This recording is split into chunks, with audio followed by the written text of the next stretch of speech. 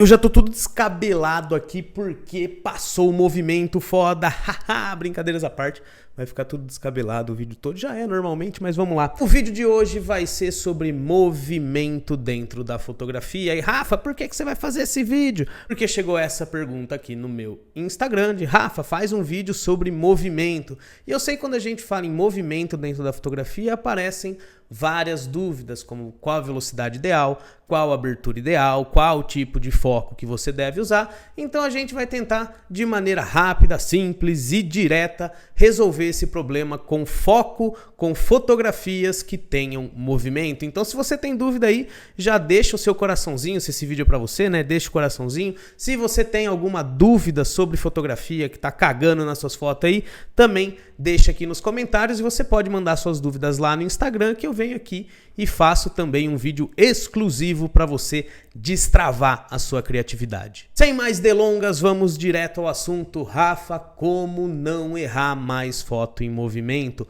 Qual a velocidade ideal para fazer fotos em movimento? Qual a abertura ideal? Qual o tipo de foco que eu uso? E eu já digo que tudo depende. Eu sempre bato na tecla aqui que nós temos que pensar a fotografia antes de fazer a foto, antes de fotografar. E não fotografar e ficar olhando no visorzinho pensando se deu certo ou não. Por quê? Porque você nem pensou aquilo que você ia fazer. Então, as fotos em movimento, elas podem ser feitas em baixa velocidade, elas podem ser feitas em alta velocidade. Tudo depende do que você quer como resultado da fotografia. E eu vou começar falando da velocidade nessas três dúvidas que eu elenquei aqui, que eu acredito ser a maior dúvida que você tem na cabeça.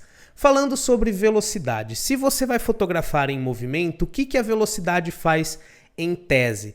Quanto maior a velocidade, você vai paralisar o movimento. Então, se tem uma pessoa correndo, você joga lá a velocidade alta e você vai conseguir congelar aquele movimento e parece que a pessoa só está naquele movimento, mas com a velocidade alta, você vai conseguir congelar aquele momento, aquele movimento. Mas você também pode usar a velocidade para conseguir efeitos diferentes dentro da sua fotografia, usar a velocidade mais baixa mesmo que tenha movimento. Como por exemplo, nesse exemplo que você está vendo aí na tela, é um casal numa cachoeira. Eles estão paradinhos, certo? Mas a água está em movimento e nessa foto eu usei uma velocidade mais alta para paralisar o movimento da água. Aí a gente consegue ver os pingos, a gente consegue ver toda a movimentação da água e o casal paradinho lá no fundo.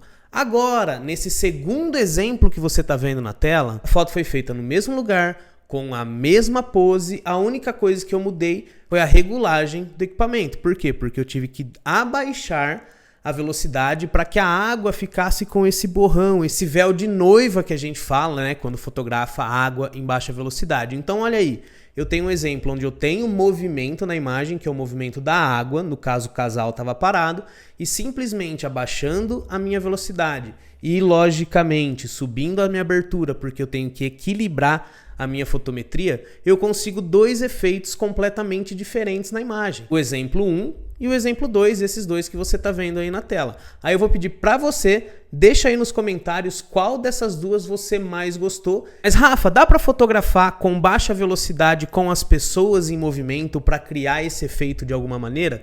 A resposta é sim. É uma técnica que não é fácil de fazer, tá? É difícil de acertar, você tem que repetir várias e várias e várias vezes o movimento para que você consiga congelar aquele movimento, tá? Eu vou mostrar um vídeo na prática aqui como eu fiz a foto que eu vou mostrar lá na frente e vou explicar o porquê da movimentação que eu tenho que fazer para conseguir esse tipo de imagem. Então se liga nesse vídeo que eu vou mostrar aqui para você como eu me movimento, qual a configuração da minha câmera para eu conseguir esse resultado de fotografar em baixa velocidade com as pessoas andando. Só mais uma. O que eu estou tentando fazer aqui é um panning, que é usar o movimento da linha diagonal junto com a caminhada deles e o fundo para ficar ele todo borrado. Então estou com a velocidade bem baixa, com a abertura em f14, ISO 80, para conseguir pegar eles caminhando e pegar esse efeito de corrida, beleza? Só acabar de passar o último carro aqui e a gente já finaliza. Bora lá.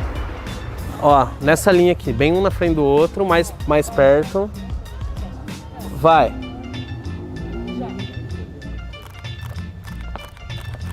Deixa eu ver.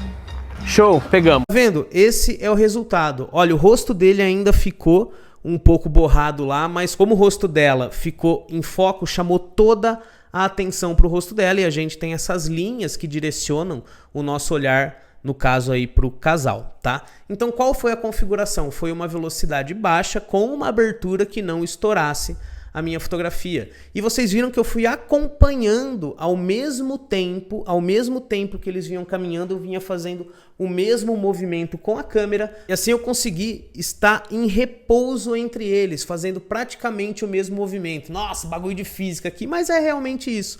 A gente vai se movimentando na mesma direção, no mesmo sentido, é como se a pessoa estivesse parada na nossa frente ou a gente no mesmo movimento. Eu vou fazer uma analogia aqui que são dois carros andando ao mesmo tempo na pista. Se os dois estão a 110 km por hora, parece que o carro está parado do seu lado. Essa é a lógica por trás dessa foto. Então vocês estão vendo aí no resultado que todo o fundo, os pés estão todos borrados, mas o rosto da noiva tá firmezão. Segunda dúvida é sobre a abertura. A abertura para você fazer essas fotos em panning, essas fotos que você capta o movimento, que você vê o borrão do movimento, é difícil você fazer com aberturas de número baixo, como 1.8, 1.2, 1.4, 2.0, enfim. Por quê? Porque você tem que colocar uma velocidade bem baixa. E a partir do momento que você coloca uma velocidade baixa, para você equilibrar a sua fotometria, consequentemente você vai ter que ter abertura de números maiores, 5, 6, 8, 12. Então é meio que impossível, a não ser que você tenha um filtro que chama filtro ND, que é como se fosse um insufilme que você coloca na frente da lente e aí você escurece, é como se fosse um insufilme realmente na frente da lente. Aí sim você pode conseguir resultados de foto com panning, que você conseguiria fazer com aberturas de números menores, como 1.8, 2.0, enfim. Então, resumindo, se você quer paralisar o movimento, a bailarina pulando e ela ficar perfeita lá, você vai colocar velocidade lá em cima e aí vai regular a abertura do jeito que você quiser. Agora, se você for fazer o panning, que é esse efeito que eu mostrei aí para você na prática, você vai precisar usar aberturas de número maior e a velocidade baixa. Caso você queira fazer essa foto em movimento com as pessoas, você tem que acompanhar nesse movimento. E a terceira dúvida, que eu acho que é a maior de todas, é qual tipo de foco usar. Em todos os lugares vocês vão ver que fotos em movimento você deve usar o foco contínuo, que na Nikon é a AFC e na Canon é iServo. Não vou entrar no detalhe como configurar aqui, você digita no Google, digita em outro canal aí, porque eu quero falar a parte prática da fotografia e não simplesmente sobre o equipamento. Voltando, muita gente vai falar, sempre que tiver foto em movimento, você vai usar contínuo. Eu nunca defendo o sempre. Por quê? Porque naquela foto da cachoeira, essa que vocês estão vendo aí na tela, seria totalmente indiferente de eu usar o foco pontual ou o foco contínuo. Por quê? Porque o casal estava parado e lá as fotos estavam em movimento. Um outro exemplo que eu vou dar para vocês, que talvez não faça sentido usar no contínuo, é esse. Tá vendo? O casal vem andando comigo, o vídeo que você tá vendo aí do lado, eu vou andando na mesma distância dele e posso ficar apertando o botão toda hora, ou também posso deixar no foco contínuo, também não faria muita diferença nesse caso. Onde que faria diferença, por exemplo, de você usar o foco pontual para o contínuo? Se você ficar parado e o casal, a pessoa que você está fotografando, vir andando na sua direção e você ficar parado. Aí sim o foco contínuo faz sentido, porque você deixa o botão apertado lá com o mirador de foco na cara do sujeito lá, e aí a câmera vem focando, entre aspas, automaticamente. Então, nesse caso, sim, eu recomendo usar o contínuo. Mas, de novo, não existe o certo e errado. Você tem que conhecer o seu equipamento e se adaptar de melhor maneira possível com ele para aquilo que funciona para você. Por isso que eu sempre falo, faça os testes, use velocidade mais baixa, use velocidade mais alta, use o botão de foco na frente, usa atrás, usa no contínuo, usa no pontual e assim você vai descobrir como você responde melhor ao equipamento que você tem. Beleza? Se você gostou desse vídeo, ó, coraçãozinho aí, deixa o seu like. Se você tem dúvidas sobre a fotografia ou ficou com alguma dúvida desse vídeo aqui, deixa aí nos comentários que eu faço um vídeo exclusivo para você. Espero que vocês tenham gostado e até o próximo vídeo.